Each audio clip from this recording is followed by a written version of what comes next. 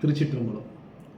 ஐந்து கரத்தனை ஆணை முகத்தனை இந்தி நிலம்பெறை போலும் மேய்த்தனை நந்தி மகன்தனை ஞான கொழுந்தனை குந்தியில் வைத்தடி போற்றுகின்றோம். உலகெல்லாம் உணர்ந்து ஓதற்கரியவன் இலாலாவிய நீர்மலி வேணியன் அழகில் சோதியன் அம்பலத்தாடுவான் மலர் சிலம்படி வாட்டி வணங்குவான். ஊனடைந்த உடம்பின் பிறவியே தானடைந்த உறுதியை சாருமான் தேனடைந்த மலர் பொழித்தில்லையில் மானடைஞ்சை வரதர் கொற்றால் தோழர். விண்ணாலும் தேவர்க்கு மேலாய வேதியனை மண்ணாலும் மன்னவர்க்கு மாண்பாகி நின்றானே தன்னார் தமிழளிக்கும் தன் பாண்டி நாட்டானே பெண்ணாலும் பாகனை பேணு பெருந்துறையில் கண்ணார் கடல் காட்டி நாயனை ஆட்கொண்ட அண்ணாமலையானை பாடுதுங்கால் அம்மானாய். ஊழியர்கோன் வெப்பொழித்த புகழியர்கோன் கடல் போற்றி ஆழிமிசை கல்மிதப்பில் அணைந்த பிறான் அடி போற்றி வாழித்திரு நாவலூர் வன்தோன்றர் பதம் போற்றி ஊழிமலி திரு வாதவூரா திருத்தால் போற்றி போற்றி. திருச்சிற்றம்பலம். திருக்காயிலாய பரம்பரை தர்ம ஆதீன 27வது குருமகா சன்னிதானங்கள் இருக்கும் திக்கு நோக்கி மனமொழி மேய்களால் வணங்கி அடியனுடைய சைவ சித்தாந்த ஆசிரியரான தர்மயாதீன புலவர் திரு சிவதீபன் ஐயா அவர்களையும் சிவகாமியின் செல்வன் திரு பாலசுப்ரமணியன் ஐயா அவர்களையும் வணங்கி அடியனுடைய சிற்றுடைய தொடங்குகிறேன்.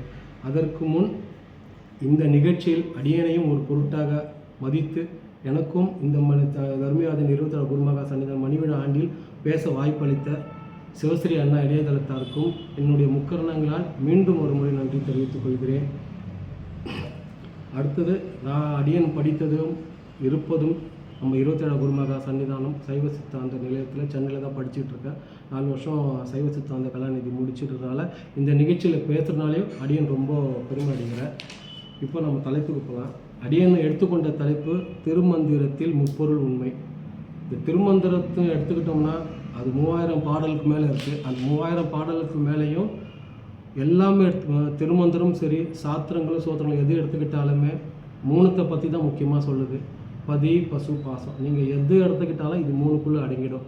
இப்போ இந்த பதி பசு பாசம் அப்படின்னு ஏன் திருமந்திரத்தை தலைப்பு நான் எடுத்துக்கிட்டேன் அப்படின்னு கேட்டால், எல்லாத்துக்கும் முன்னாடி இந்த முப்பொருளை பற்றி சொன்னவர் திருமந்திரத்தில் நம்ம திருமூலர் தான்.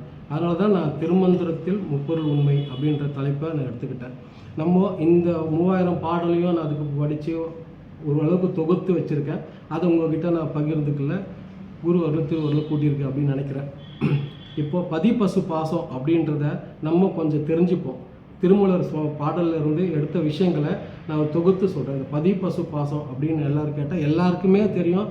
யார் நாங்கள் சைவ சித்தாந்த மாணவர்கள் யார் பேசினாலும் இந்த மூணத்தை பற்றி தான் பேசுவோம். பதி பசு பாசம், பதி பசு பாசம். இப்போ இந்த பதி பசு பாசம் என்ன அப்படின்னு கேட்டிங்கன்னா, பதி என்றால் இறைவன், பசு என்றால் உயிர்கள், பாசம் என்றால் சடப்பொருள். இப்போது இது வடச்சொல் பதி பசு பாசம். இதே தமிழில் பேசணும்னா இறை உயிர் தலை. சரி, ஏன் இந்த பதி பசு பாசம் அப்படின்னு சொல்கிறோம்னா, பதி என்றால் இறைவன் முற்றறி உடையவன், பசு என்றால் உயிர்கள் சிற்றறி உடையது, பாசம் என்றால் சடம் அதுக்கு அறிவற்றது. அப்போது இது மூணுத்தை பற்றி தெரிஞ்சுக்கிட்டால் தான் நம்ம எல்லாத்தையும் பற்றியும் தெரிஞ்சிக்க முடியும். இப்போது பதினா இறைவன். அப்போது ஏன் பதினா இறைவன் சொல்கிறாங்க அப்படின்னு கேட்டாங்கன்னா, அதுக்கு சில காரணங்கள் இருக்குது. இப்போது உயிர்களை இறைவன் படைத்தானா, ஆணவமலத்தை இறைவன் படைத்தானா அப்படின்னு சில கேள்விகள்லாம் வரும்போது அதெல்லாம் எதுவுமே கிடையாது. இது மூன்றுமே அனாதி. இதுக்கு தோற்றமும் இல்லை, முடிவும் இல்லை. யாருன்னா ஒருத்தர் பிறந்தாங்கன்னா கண்டிப்பாக இறப்பாங்க. யாருன்னா ஒருத்தர் ஆல்ரெடி ஒன்று நம்ம பார்க்குறதுலாம் கண்டிப்பாக அழிவுடையது தான். ஆனால் இந்த பதி பசு பாசம் மூணுமே அழிவற்றது. அது என்றுமே தோன்றவும் இல்லை, அது அழியவும் இல்லை, அது எப்பவுமே உண்டு.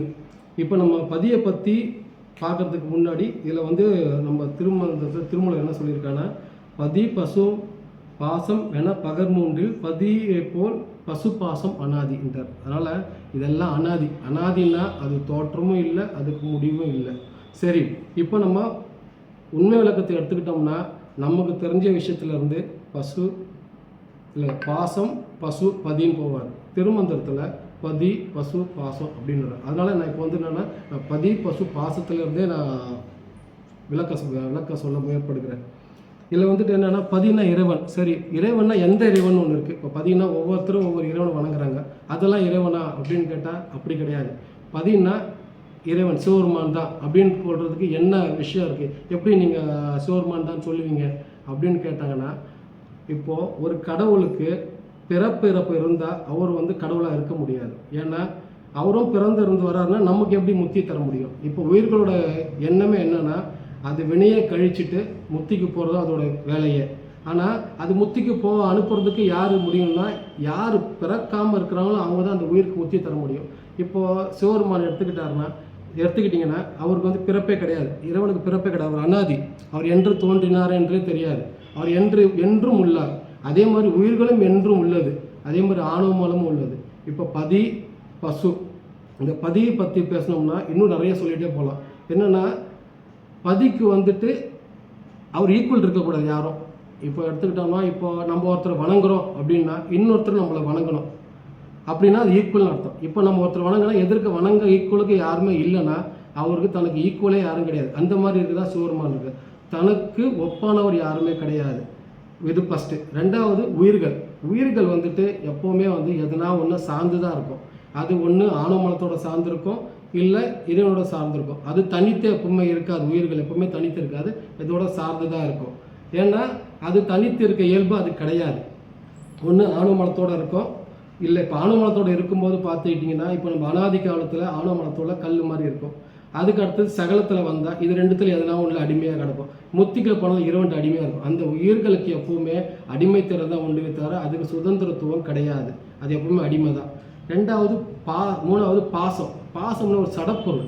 இந்த சடப்பொருள் என்ன பண்ணும் அப்படின்னா, இது சடப்பொருள் ஏன் இருக்குது அப்படின்னு கேட்டால், நம்ம எண்ணிலேருந்து உயிர்கள் இருக்கோ அன்னிலேருந்து இது உயிருக்கு மலமாக ஒட்டிக்கிட்டே இருக்குது.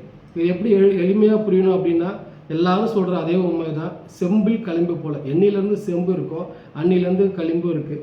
எண்ணிலேருந்து நெல் இருக்கோ அன்னிலேருந்து உண்மையாகவும் இருக்குது. எண்ணிலேருந்து மரம் இருக்கோ அந்த மரக்கட்டைக்குள்ளே நெருப்பாகவும் இருக்குது. இது எப்பவுமே சூட்சமாக அதுக்குள்ளவே தான் இருக்குது இந்த தடம். இப்போ இறைவனோட வேலை என்ன அப்படின்னு கேட்டால், இந்த ஆணவமலத்தில் கட்டுப்பட்டு கிடக்கிற உயிர்களை அதை முத்திக்கு அழைத்து செல்றது தான் இறைவனோட வேலை. இப்போது சிவன் சீவன் ரெண்டு இருக்கும். இப்போ சீவன் அப்படி எடுத்துக்கிட்டிங்கன்னா அது உயிர்களை குறிக்கும். சிவன் எடுத்துக்கிட்டிங்கன்னா அதை சீவன் எடுத்துக்கிட்டிங்கன்னா உயிரை குறிக்கும், சிவன் எடுத்திங்கன்னா கடவுளை குறிக்கும். இது ரெண்டுத்துக்கும் ஒரு சின்ன ஒரு சுழிதான் வித்தியாசம். ரெண்டுமே ஒன்று தான். ஏன்னா ரெண்டும் அறிவுள்ள பொருள்.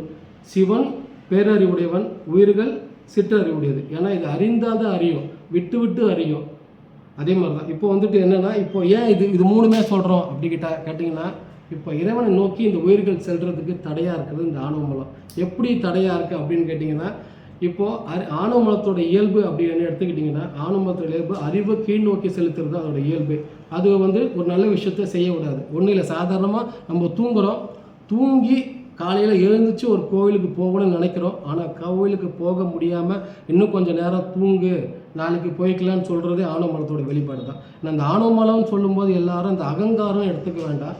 ஆணவமலம்ன்றது ஒரு என்ன சொல்கிறது, நான் அப்படின்றதோட நான் தான் அப்படின்னு சொல்கிறத பொருளை எடுத்துக்கோங்க. அதே மாதிரி இந்த ஆணவமலத்துக்கு சைவ சித்தாந்தத்தில் நான் இருளை தான் ஓமையாக சொல்லுவோம். இந்த இருள் எப்போவுமே உயிர்களை பற்றிக்கிட்டே இருக்கும். ஏன் இந்த சிவபெருமான் முற்றறிவுடையவர், உயிர்கள் சிற்றறிவுடையது, ஆணவமலம் சடம். இப்போது இந்த ஆணவமலத்தோட உயிர்களை பற்றி இருக்கிறதுனால, இந்த ஆணவமலத்தை பற்றி இருக்கிறதுனால உயிர்களால் சிவபெருமானை போய் நோக்கி செல்ல முடியலை. அதுக்கு காரணம் ஆணவமலம் தான். சரி, இது ஒரு ஓமையாக சொல்கிறோம் அப்படின்னு கேட்டிங்கன்னா, இப்போ இந்த பதி பசு பாசத்தை இறை உயிர் தலை அப்படின்னு சொல்லியிருக்கோம். இப்போ இந்த இறை இருக்கார், அவர் வந்து முற்றறிவுடையவர். இப்போ உயிரோ நம்ம பாசத்தை பற்றி மட்டும் சொல்கிறேன். இப்போது நம்ம கிராமங்கள்லாம் பார்த்துருப்போம். இந்த கிராமங்களில் பார்த்துருக்கும்போது ஒரு மாடை கயிறில் கட்டியிருப்பாங்க. அந்த கயிறில் கட்டியிருக்க மாடு என்ன ஒரு முனையில் ஒரு கொம்பு அடித்து வயலில் அடிச்சுட்டு அது ஒரு கயிறோட முனையில் பசுவோட கழுத்தில் கட்டியிருப்பாங்க.